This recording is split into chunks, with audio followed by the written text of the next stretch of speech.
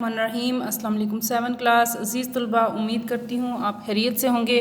اللہ تعالیٰ ہم سب کو اپنے حفظ و امان میں رکھے۔ عزیز طلباء، آج اردو بی کے پہلے لیکچر میں ہم اسم نکرہ اور اس کی اقسام کی تعریفوں کے بارے میں پڑھیں گے کہ اسم نکرہ کیا ہے اور اس کی کتنی اقسام ہیں اور وہ کیا کیا ہیں۔ پڑھائی شروع کرتے ہیں اپنی کتاب سے، قواعد نشاء کی کتاب سے صفحہ نمبر 14 آپ کھول لیں۔ اس پہ اسم نکرہ کا مفہوم لکھا ہوا ہے۔ اسم نکرہ وہ لفظ ہے جو کسی عام آدمی، چیز یا جگہ کے نام کو ظاہر کرے، مثلا لڑکی، لڑکا، مرد، عورت، مسجد، عمارت وغیرہ۔ یعنی کہ کوئی بھی عام شخص، کوئی بھی عام جگہ، کوئی بھی عام چیز، اس کا نام جون سا ہے اسم نکرہ کے زمرے میں آتا ہے۔ اس کے بعد اس کی اقسام ہے۔ اسم نکرہ کی درج ذیل اقسام ہیں: اسم ذات، اسم آلہ، اسم صوت، اسم استفہام، اسم صفت، حاصل مصدر، اسم فاعل، اسم مفعول، اسم حالیہ اور اسم معاوضہ۔ یہ 10 اقسام یہاں پہ لکھی ہوئی ہیں، ان کو آپ نے اچھی طرح سے یاد کرنا ہے اور ان کی تعریفیں بھی یاد کرنی ہیں۔ سب سے پہلے ہم اسم ذات کی تعریف پڑھتے ہیں۔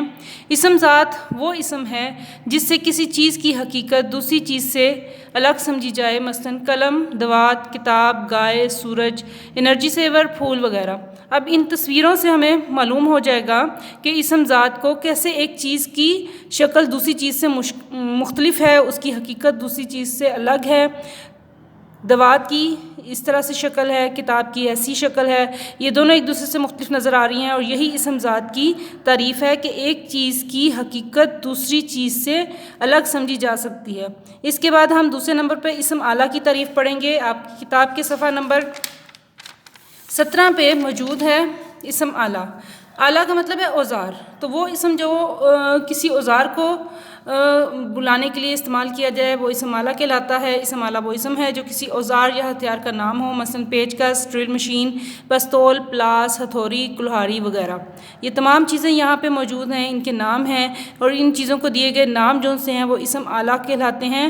مشہور اسم آلہ جون سے ہیں وہ یہاں پہ دیے گئے ہیں، آپ نے ان کو اچھی طرح سے پڑھائی کرنی ہے، جیسے قلم، گھڑیال، چمٹا، مسواک، توا، چھلنی، ترازو، رائفل، یہ تمام جو سے ہیں اسم آلہ ہیں۔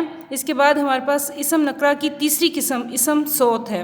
صوت کا مطلب ہے آواز، یعنی کہ وہ نام جو کسی بھی آواز کو دیا جاتا ہے وہ اسم صوت کہلاتا ہے۔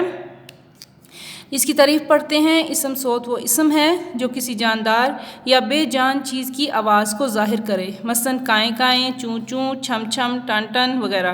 مشہور اسماء صوت جو سے ہیں وہ نیچے دیے گئے ہیں، جیسے چڑیوں کی آواز، مرغے کی آواز، ہوا کی آواز، کوے کی آواز۔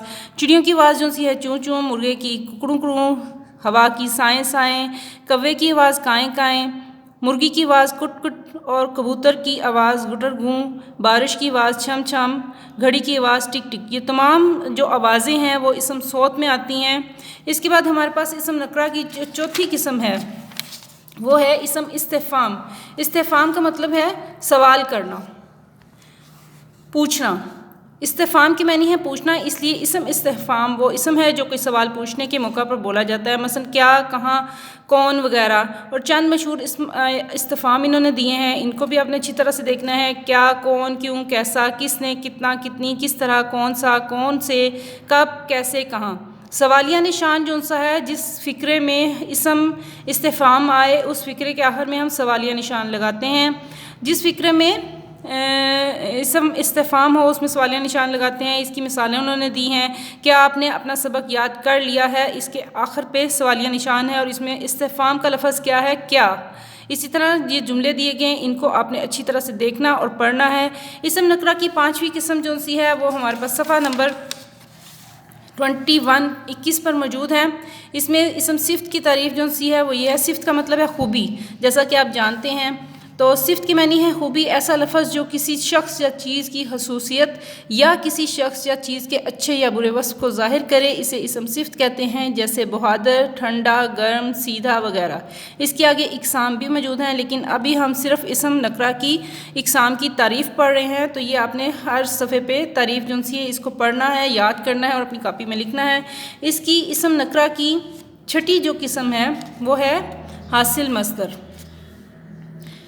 وہ اسم جو مصدر نہ ہو لیکن مصدر کے معنی دے حاصل مصدر کہلاتا ہے، مثلاً پڑھنا سے پڑھائی، لکھنا سے لکھائی، گھبرانا سے گھبراہٹ۔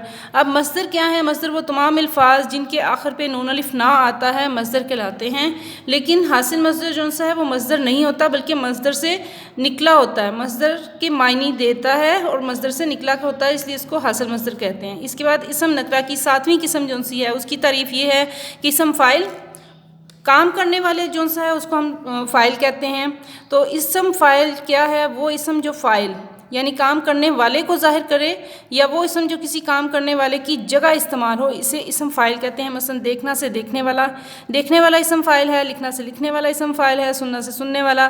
اردو میں عربی کے اسم فاعل بھی استعمال ہوتے ہیں، یہ فاعل کے وزن پر آتے ہیں، جیسے عالم علم رکھنے والا جو سا یہ بھی اسم فاعل ہے، حاکم حکم دینے والا یہ بھی فاعل ہے، قاتل قتل کرنے والا، مظلوم جس پہ ظلم کیا گیا ہو، یہ تمام جو الفاظ ہیں یہ اسم فاعل کہلاتے ہیں۔ اسم نکرہ کی ہی 8ویں قسم جو سی ہے صفحہ نمبر 24 پہ موجود ہے، آئیے اس کی پڑھائی کرتے ہیں۔ اسم مفعول کام کرنے والے کو ہم فاعل کہتے ہیں، اور جس پہ کام واقع ہو رہا ہو اس کو ہم مفعول کہتے ہیں۔ وہ اسم جو اس شخص یا چیز کو ظاہر کرے جس پر کوئی فعل کام واقع ہوا ہو اسے اسم مفعول کہتے ہیں، جیسے سننا سے سنا ہوا، دیکھنا سے دیکھا ہوا، پڑھنا سے پڑھا ہوا۔ عربی کے مشہور اسم جو الفاظ ہیں مفعول کے وزن پر آتے ہیں، اسم مفعول کے طور پر استعمال ہوتے ہیں، مثلا مظلوم، مقتول، مدفون، مکروز، مہلوک۔ ٹھیک ہے، یہ ہمارے پاس اسم مفعول کی تعریف ہو گئی۔ اسم حالیہ، حالیہ کا مطلب ہے حالت ظاہر کرنے والا۔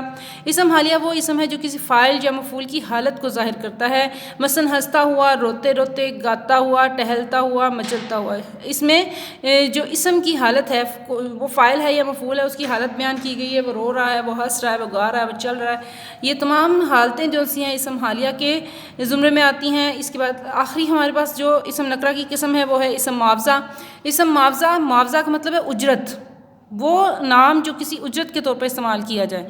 اسم معاوضہ وہ اسم ہے جو کسی کام کے معاوضے یا اجرت کے معنی دے، مثلا بنوائی، ٹھیک ہے، رنگائی، کپڑا رنگنے کی جو قیمت ہے وہ رنگائی، دھلائی، کپڑے کی دھونے کی جو قیمت ہے وہ دھلائی، پکوائی، اٹھوائی، پسوائی وغیرہ، یہ تمام اسم معاوضہ کے نام ہیں۔ اور آپ نے ان تمام اسم نکرہ کی اقسام کو اچھی طرح سے یاد کرنا ہے، ان کی تعریفیں یاد کرنی ہے اور کاپی میں لکھنی ہے۔ اپنا بہت خیال رکھیے گا۔ اللہ حافظ۔